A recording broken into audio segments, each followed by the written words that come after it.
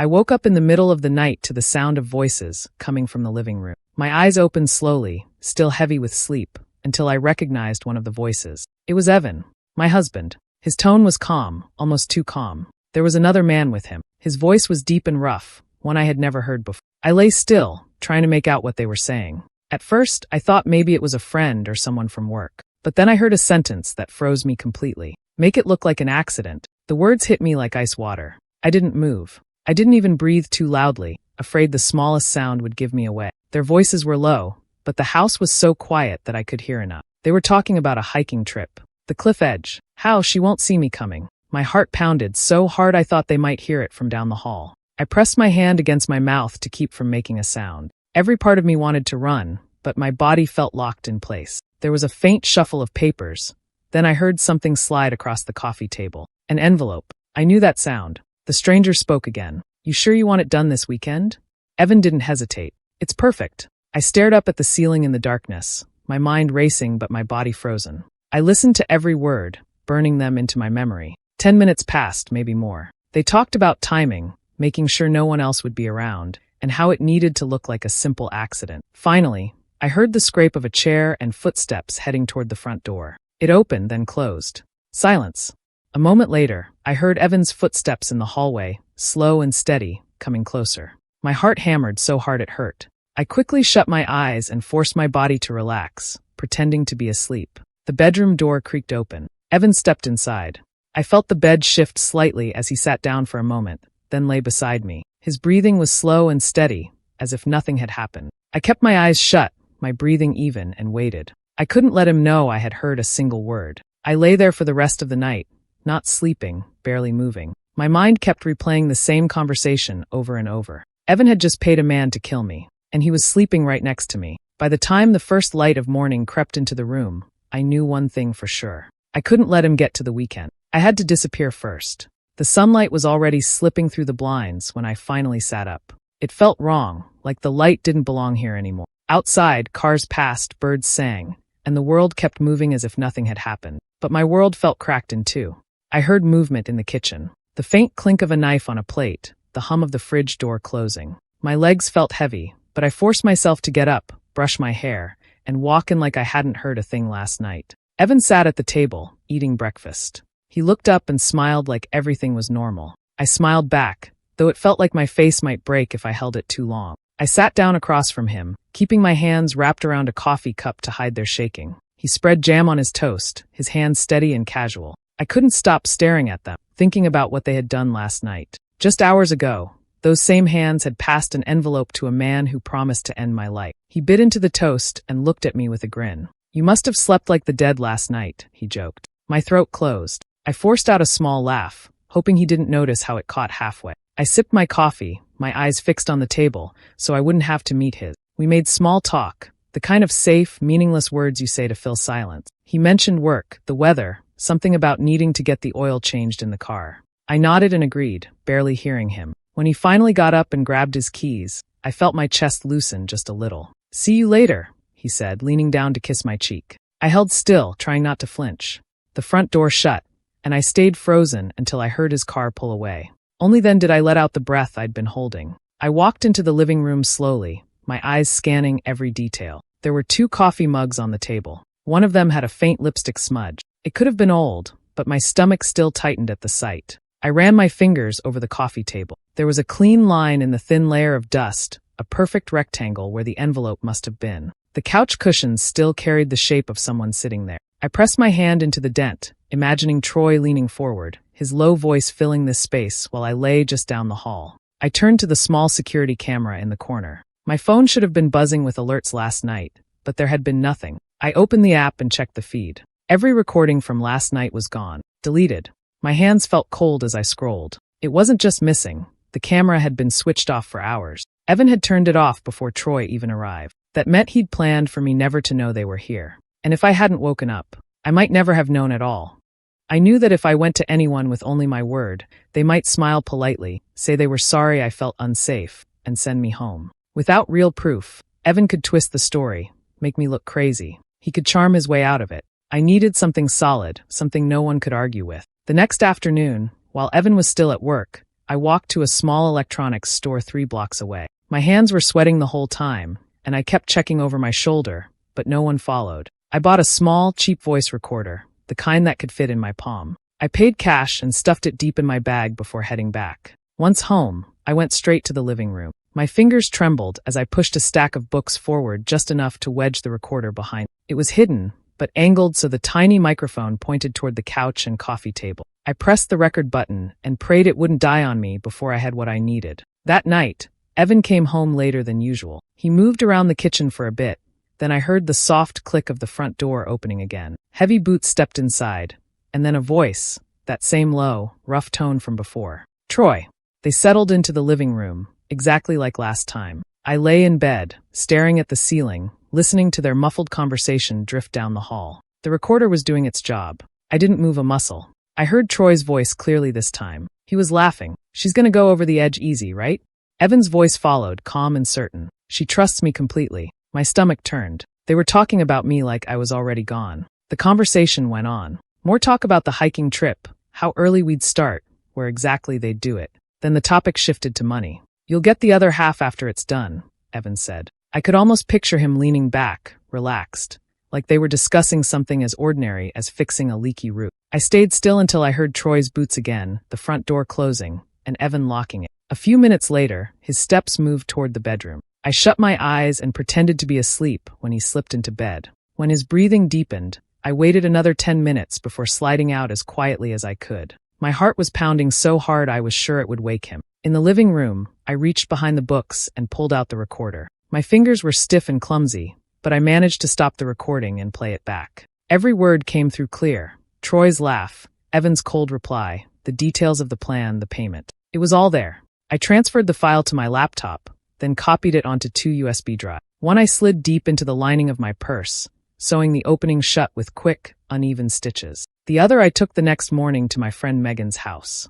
I didn't tell her what it was, only asked her to keep it somewhere safe for me. Now, even if Evan found one copy, there would still be another. And for the first time in days, I felt like I had a tiny bit of power back in my hands. I called Megan the next morning, keeping my voice light, like I just wanted to catch up. She sounded happy to hear from me, and we agreed to meet at the park near her place. I didn't want to sit in a cafe or anywhere indoors where walls could have ears. Out in the open felt safer. The park was quiet, just a few people walking dogs or jogging by.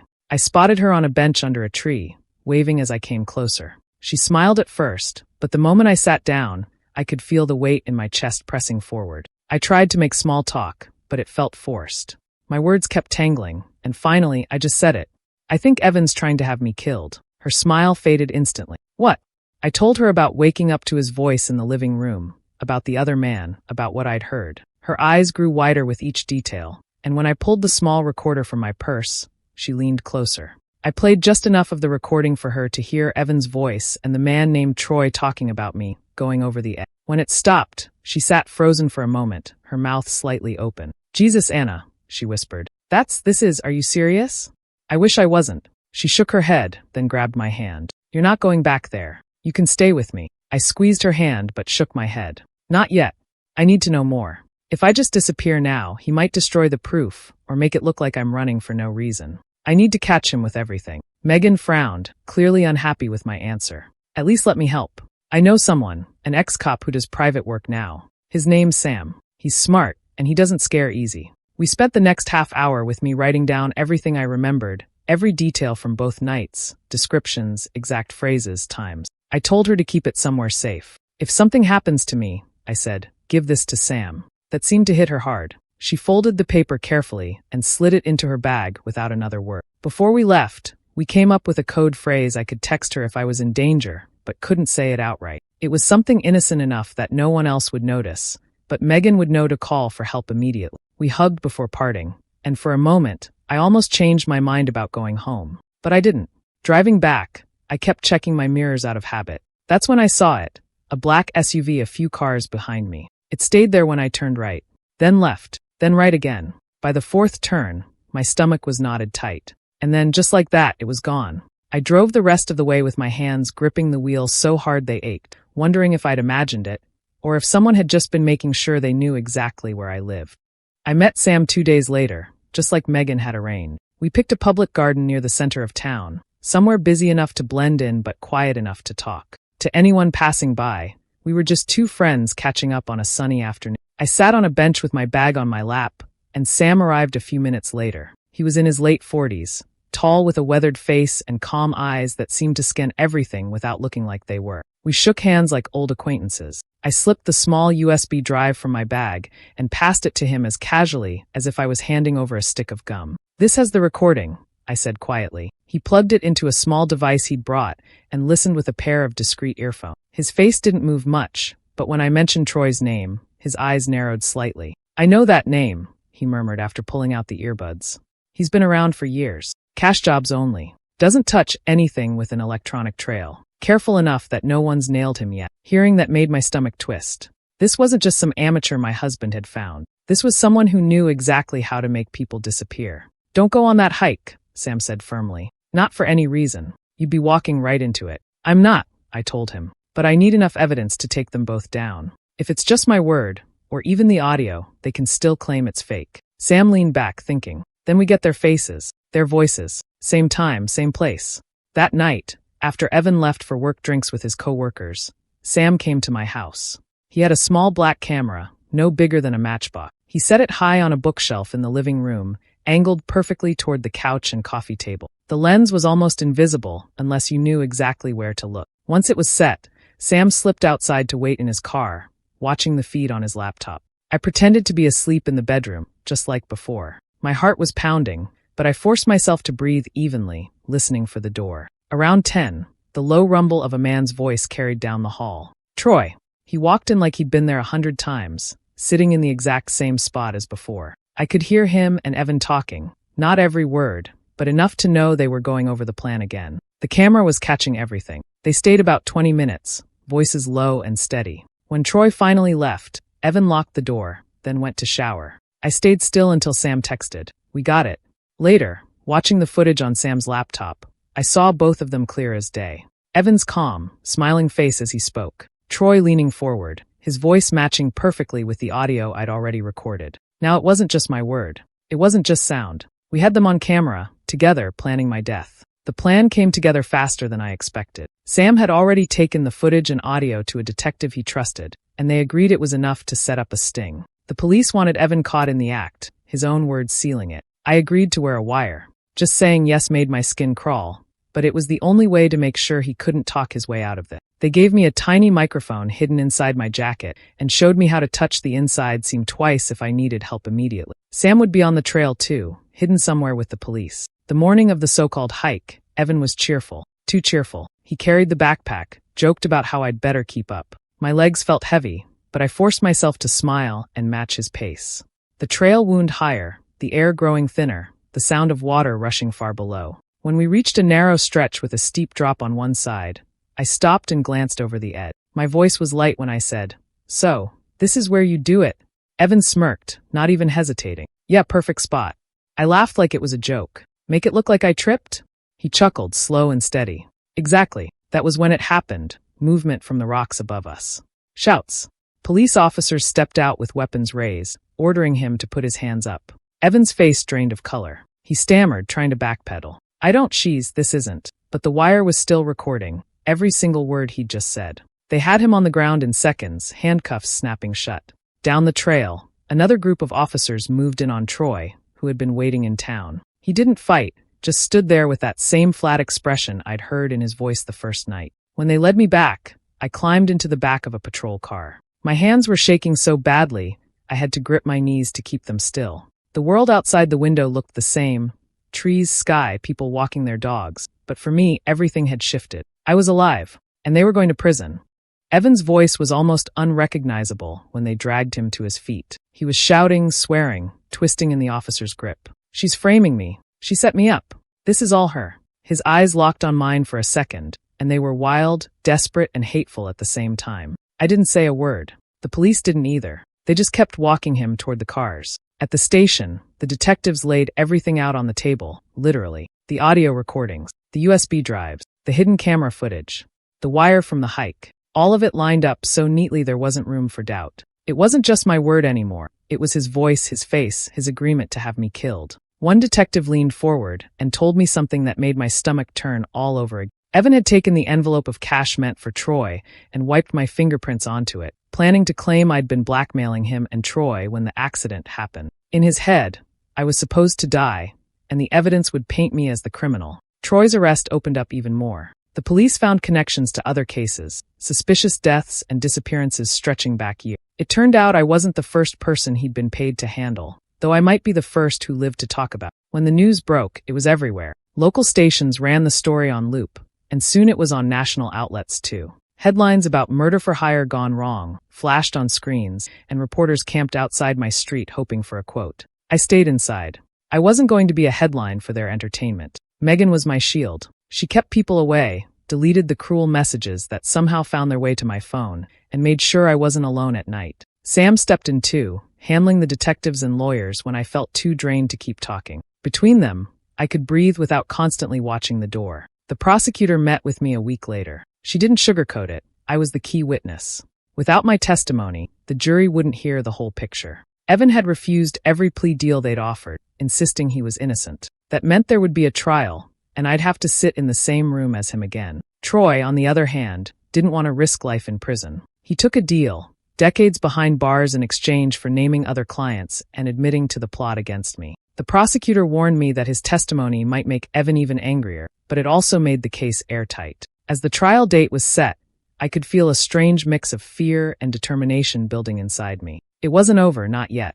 I still had to face him. Still had to tell a room full of strangers what it felt like to hear your own husband pay for your death. But I wasn't running anymore. I'd survived the plan. Now I was going to make sure he didn't walk away from it. The trial stretched on for 3 long weeks. Every day felt heavier than the one before, but I showed up, sat in that courtroom, and looked straight ahead. When it was my turn, I took the stand and told them exactly what I had heard that night in the living room. I didn't rush. I repeated the words the way I remembered them, each one still sharp in my mind. The room was so quiet I could hear my own breathing. The prosecutors played the recordings next. First, the audio from the night I hid the recorder. Then the footage from the hidden camera. The jurors leaned forward, their faces tightening as Evan's voice filled the room. His tone was calm in the videos, almost casual, like he wasn't talking about ending a life at all. That seemed to disturb them even more. Then came a surprise. A woman walked in, and I realized it was someone I'd seen before but never spoken to. She turned out to be Evan's mistress. She testified that he had told her,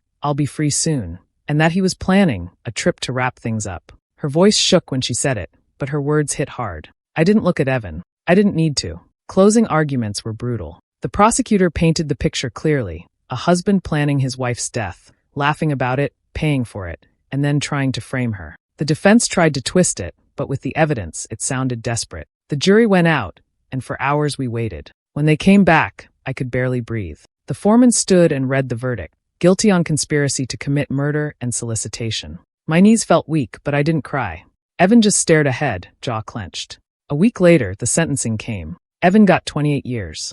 Troy, who had already taken a plea, was given 22. Neither of them looked at me as they were led away. When it was finally over, I walked out of the courthouse into bright sunlight. It felt almost unreal. The case that had consumed every waking thought for months was finished. Outside, Sam and Megan were waiting. They didn't say anything at first, just wrapped their arms around me and held on tight. For the first time in what felt like forever, my chest loosened. I still had a long road ahead, but there was something there I hadn't felt in months. A small, fragile sense that maybe, just maybe, I was safe again.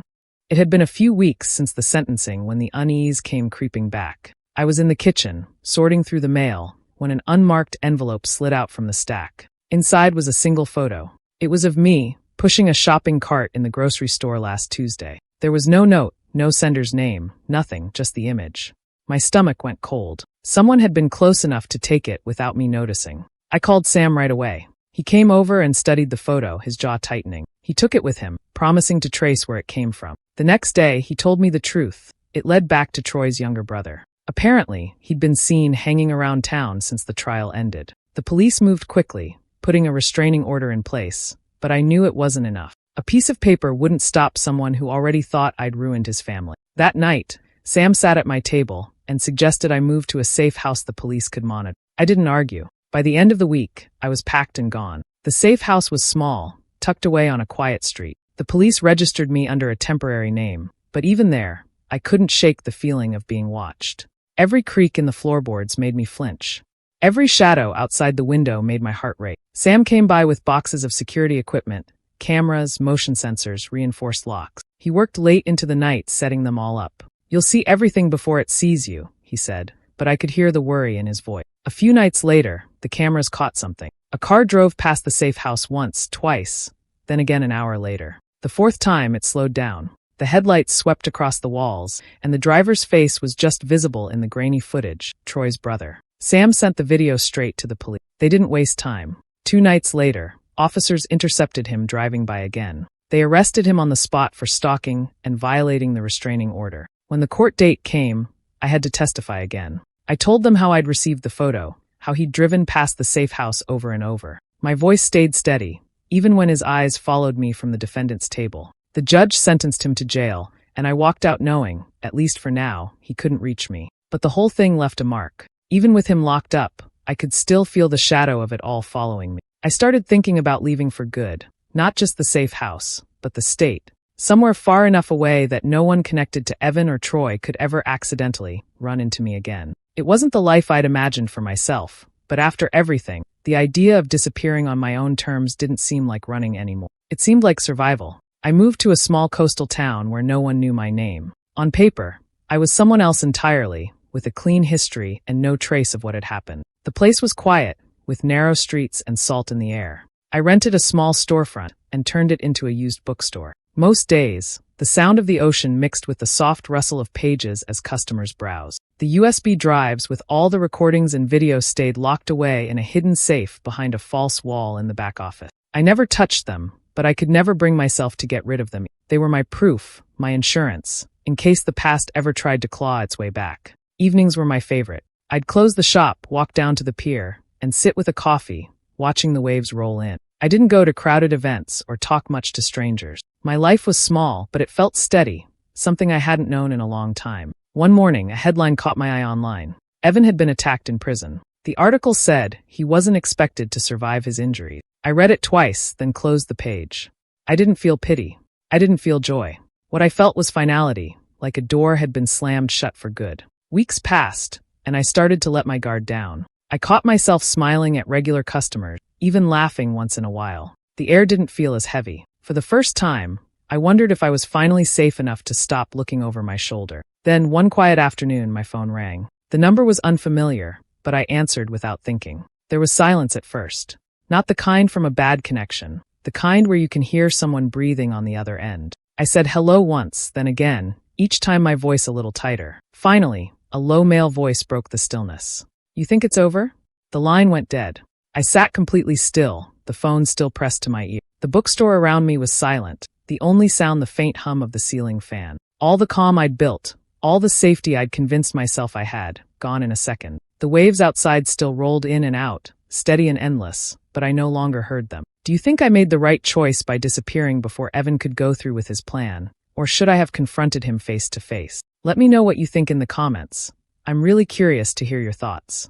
And if you want more twisted betrayal and revenge stories like this, don't forget to subscribe and turn on the notification bell so you never miss one.